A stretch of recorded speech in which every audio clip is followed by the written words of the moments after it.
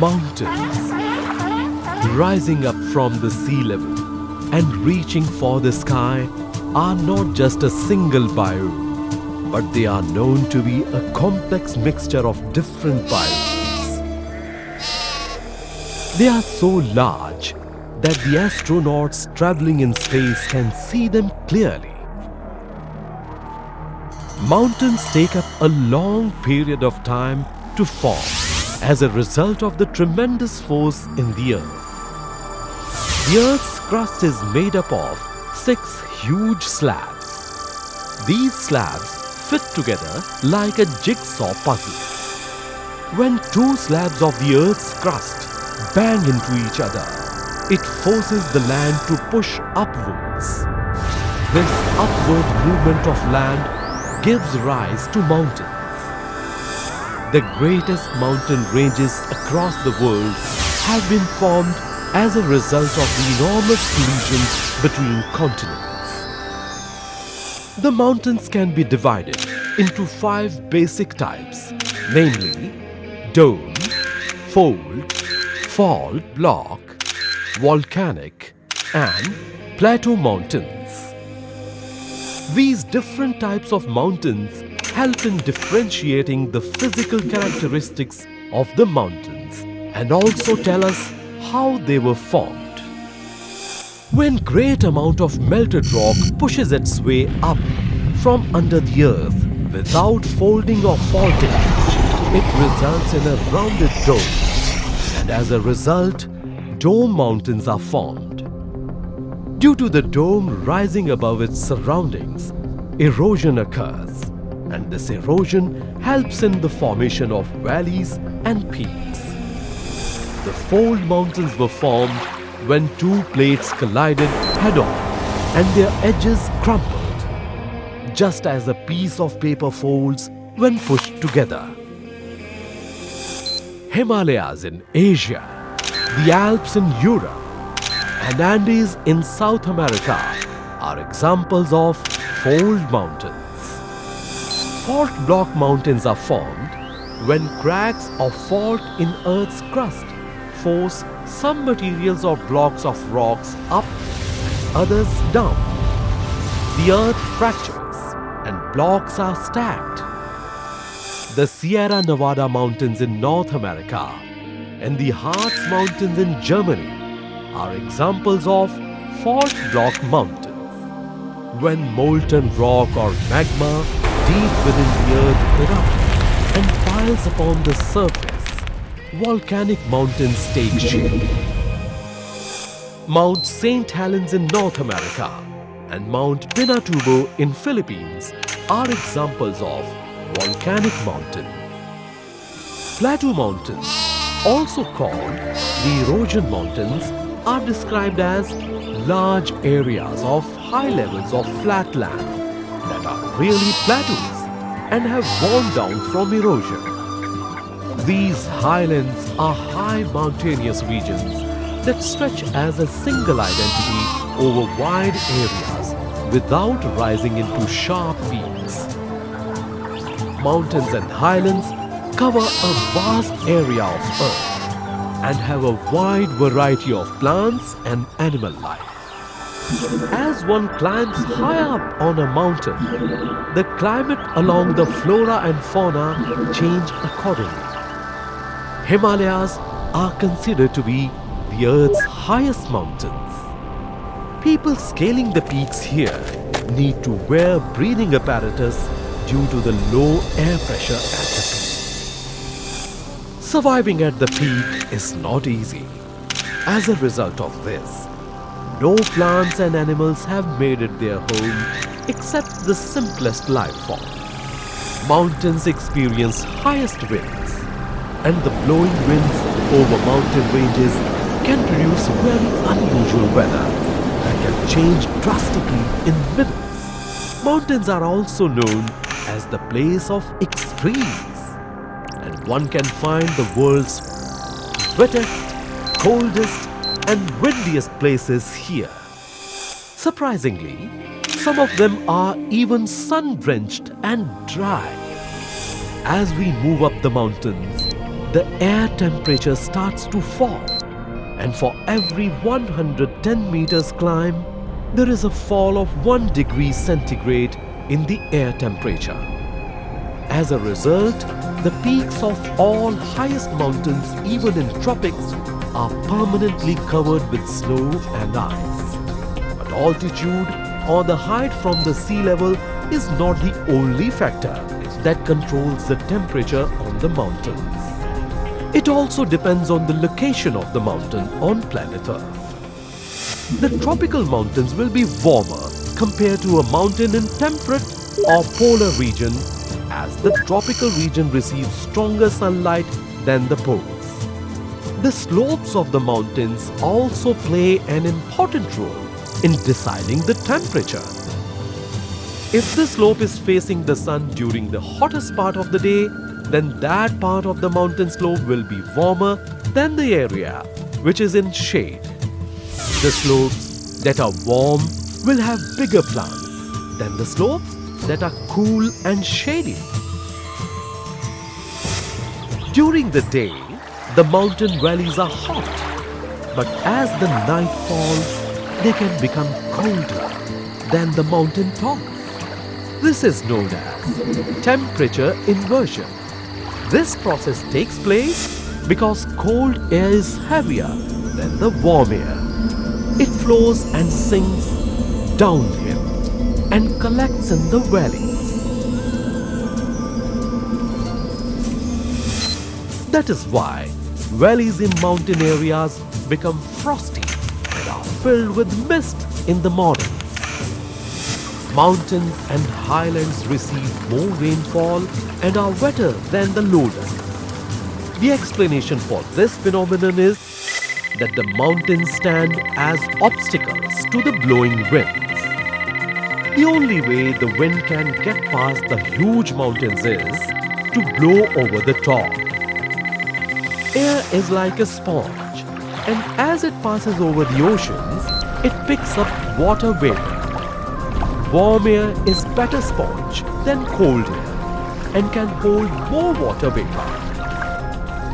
As the air rises near mountains, it cools and water vapors condense into cloud droplets. These water droplets become large and eventually fall as raindrops or snow. The highland areas of Colombia, Hawaii, and Northeast India are home to 3 of the wettest places on Earth. From the month of April to October, warm and wet southwesterly winds blow over Bangladesh. Known as southwest monsoon. These warm winds absorb millions of tons of water from the ocean. As they travel up the southern slopes of Himalayas over Cherrapunji and other places, they cool and release water in torrents of rain. But rainfall can only reach a maximum at a certain height, and then it starts to decline. This is because by that time the air has released most of its water vapor. The height after which the rainfall starts to decline varies from mountain to mountain, and on an average, the rainfalls start declining above 10,000 feet. Even though mountains that are higher than 10,000 feet remain masked in cloud, they get very less rainfall. In contrast to this, the mountain range facing away from the prevailing wind direction is dry, because as the wind descends the mountain, it has already lost most of its moisture. In addition to this, the descending wind starts to warm up and increases its ability to hold water vapor. This drier area behind the mountain range is called rain shadow, or the leeward side of the mountain. The Sierra Nevada in California in USA casts a huge rain shadow, creating semi-desert conditions in the mountains and valleys of the Great Basin.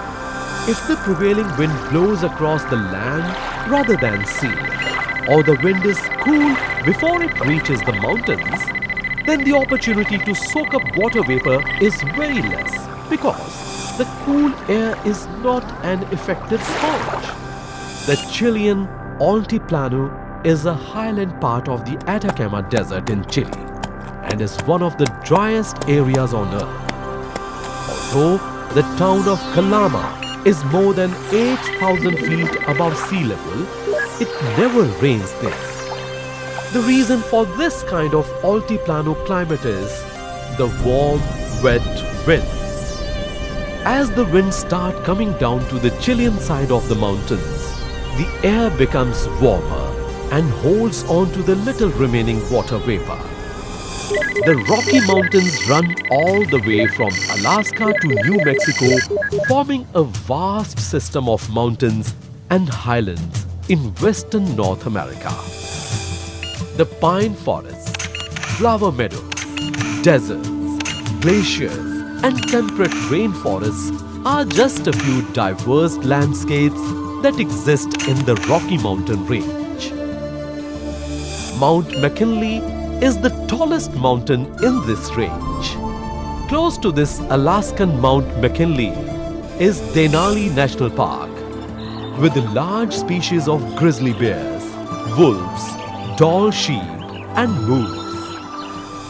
Followed by the Alaskan ranges, the St. Elias mountain range.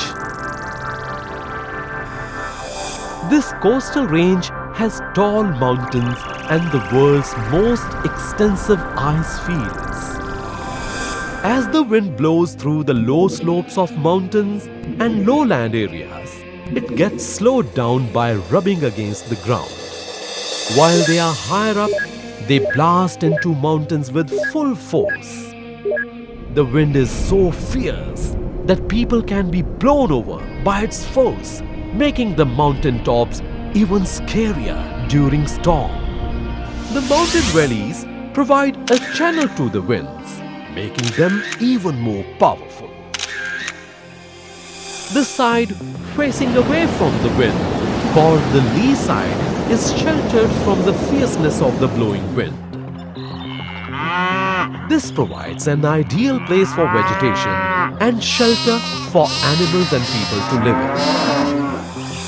Snowfalls are also heavy on some mountains, but it does not snow on all mountains.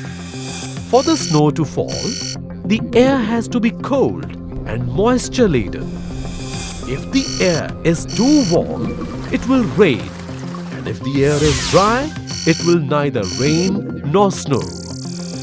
There is a natural line formed on the mountains called the snow line, above which the snow remains on the ground throughout the year. This level is higher in tropics than in temperate latitudes. Snow is great fun for thousands of people who travel to the mountains to ski, toboggan, or snowboard. On one hand, snow can be a great tourist spot. On the other hand, snow can also create problems by blocking roads and falling in huge slabs down the mountain slopes without warning. The snow falls at such a high speed that it flattens anything that comes in its path. These big snow slides are called avalanches. Houses and trees flatten under the weight of these avalanches, and many people have even lost their lives. If the weather warms up quickly in spring, the melting snow causes severe floods as it flows down in mountain valleys. There are some places in the mountains where there is not much of rainfall and sun rarely shines, while some mountain peaks and valleys lie at a height where clouds are formed. The slopes of such mountains remain shrouded in clouds most of the year. The plant life and the forests here are lush green and are called cloud forest. Water droplets in the clouds here do not fall as rain, but are deposited directly on the leaves of the plants. This is called horizontal precipitation or cloud stripping, since the moisture is stripped from the clouds and condensed on the plants, making the forest always wet. At this altitude, the mountains poke out and are above the clouds most of the time. At this altitude, it is sunny throughout the day. The air here is thin and pollution-free, and the sun's radiation is very strong. Here, the mountain climbers have to cover themselves with sunscreen to avoid sunburns.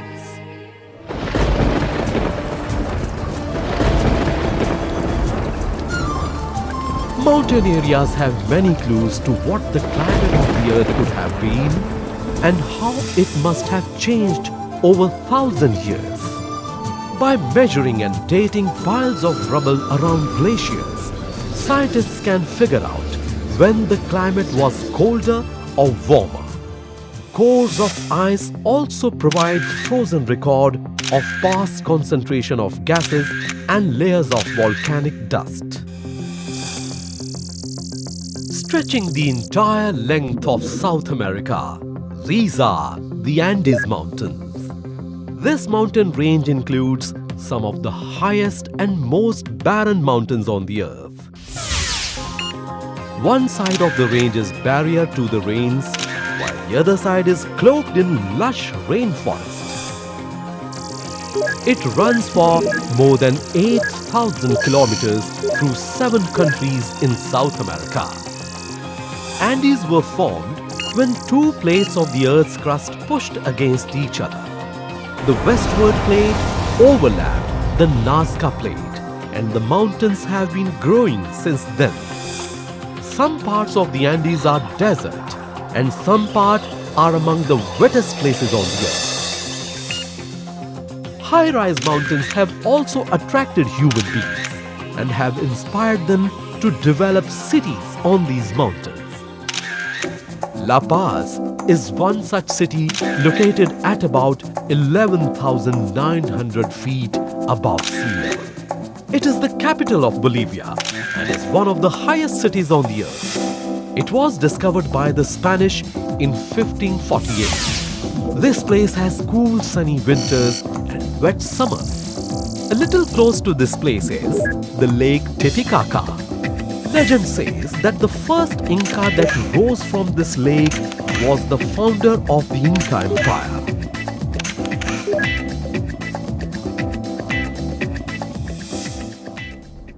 Some parts of the mountains are absolute deserts, while some are among the wettest places on the earth. Yet, the plants can survive in some of the most inhospitable habitats of the mountains, like the blazing volcanoes and wind-swept peaks of Alaska. Even the tallest mountains of the earth, the Himalayas, have plants holding on to their life. Different seasons give a totally contrasting look to the mountains. This is North America's Rocky Mountains. As winter arrives, it becomes one of the cruelest mountain range. The entire ground is carpeted by deep snow, and the temperature drops to such a low degree that it can take away the life of a person within minutes. This extreme environment does not allow the plants to take root. Even the hardiest animals find it difficult to survive and have to retreat to the lower slopes. Comes spring, and the face of the Rocky Mountains changes completely. The thick carpet of snow is replaced with flower-filled meadow. Alpine plants burst into bloom, and the whole landscape transforms into a colorful spectacle. There are plants that have amazing capability to grow and flourish, even in places that are covered in snow. Like these plants that grow on the Himalayas at a height of 22,000 feet. Even to survive and reproduce at such heights, plants need regular supply of light, water, warmth and nutrients. Whereas on mountains, all these are not available for most part of the year.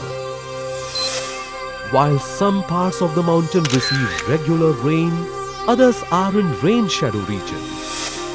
Sometimes, even if there is water, plants are unable to use it since it is frozen. Pollination too is difficult since there are fewer insects on the mountains. The wind blowing here too is harsh, stopping the trees to grow tall. Yet, they manage to make optimum use of whatever is available. The huge mountains form various zones of plant life. These zones are no less than miniature biomes. Different types of plants grow at different heights on the mountains, and it is observed that plants start getting smaller in size as one goes higher on the mountains. After a certain height on the mountains, there are no trees to be found.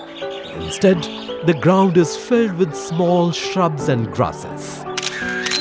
A natural line is formed between the dark green forest and pale grassland above, which is clearly visible from a distance. This natural dividing line is called the tree line. The tree line is higher in tropical regions than in cooler temperate parts of the world. This is because when we move from the poles towards the equator, the time duration during which the temperatures are warm for the plants to grow gets longer, so the trees of tropical region have a longer growing season for them to flourish. Above tree lines are zones of heat and mood. These zones appear just before the snow line starts to form. Beyond this zone, plant life stops and there is snow all year round on the ground. The further we move from the equator, the snow line keeps getting lower and lower. As we reach far north of Europe, North America and Asia, the tree line does not cross the sea level. There are no trees on the mountains, and the mountains are covered with Arctic tundra and barren expanse of snow and ice. Lower slopes of tropical mountains are home to bewildering array of big trees. These maze-like trees form the tropical forest. A little higher on the slopes of many tropical mountains is another zone that gets engulfed in cloud from late morning almost every day. Forests in this zone are called cloud forest. Here, even the tree trunks are covered with greenery, making the mountain cloud forests the greenest of all forests on planet Earth. It is amazing to know what makes the plants grow on tree trunks that gives the environment a flourishing green look. In cloud forest, small plants have to struggle a lot to grow as the clouds reduce the supply of sunlight to them. But these little plants have to reach the light to survive. So plants like epiphytes use the big trees to their advantage and convert them into high-rise platforms to reach the sky. This is how they do it. Birds eat the fruits of epiphytes plant and fly off to the top of the trees to rest. They expel the seeds of the plant in the form of droppings on the trees. In time, these seeds start to grow and their roots use the cracks in the trunks of huge trees to hold the plant. Once the epiphytes plants grow, they get all the water they need from the dampness in the clouds. These epiphyte plants flourish on the tree trunks and the cloud forest becomes a mesmerizing green canvas. Surviving mountain plants have to face another danger that challenges their existence. That is freezing at night, even during summer. But these mountain plants have an antifreeze mechanism that works wonders for them. In the Alps, Edelweiss has a coat of woolly hairs that protects its buds from killer frosts. The shape of the cushion plants protects them from cold. The stems of these plants are packed very tightly together that retains warmth. Its shape also preserves moisture. When the leaves die, they stay inside the cushion. When the leaves decay, they provide the living parts of the plant with precious nutrients. These slopes of Mount Alps present a pleasing picture during spring. The sunny meadows of the Alps' south-facing slopes are awash with flowers, and the musical tingling of cowbells can be heard everywhere. In winter, blizzards sweep across the mountains and cover the peaks with snow. The Alps were formed between 100 and 15 million years ago, when the landmass from the north and south moved together, gradually forcing thick layers of rock into huge folds of mountains. Some 2 million years ago, glaciers filled all the major valleys of mountain Alps. But since the end of the last ice age, they have retreated, and now there are just 1,300 small glaciers. The scenic beauty of this mountain range is spellbinding. Mount Blanc, which means white mountain in this range, is the highest of the alpine peaks. It is little above half the height of Mount Everest. The JUNGFRAU mountain is the tallest of the Alps and is surrounded by massive glaciers. The Slovenian Alps is inhabited with bat species and limestone caves. Sheltered by the mountains is Italy's large lake called Lake Garda, which has warm Mediterranean climate. This is Simplon tunnel. This tunnel is 19.8 kilometers long and allows the trains to pass under the Alps between Italy and Switzerland. The Grand Paradiso National Park, together with Renoy Park, is the largest protected area in Western Europe. Golden eagles and eagle owls are found in plenty in this region.